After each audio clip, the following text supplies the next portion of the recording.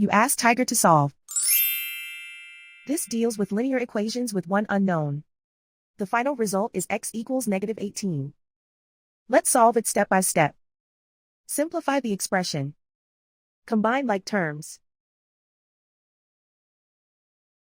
Group all constants on the right side of the equation. Subtract 10 from both sides. Group like terms. Simplify the arithmetic.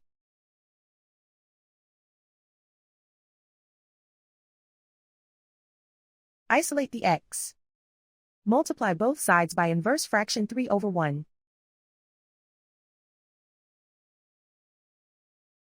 Group like terms. Multiply the coefficients. Simplify the fraction. Simplify the arithmetic. And so the final result is x equals -18.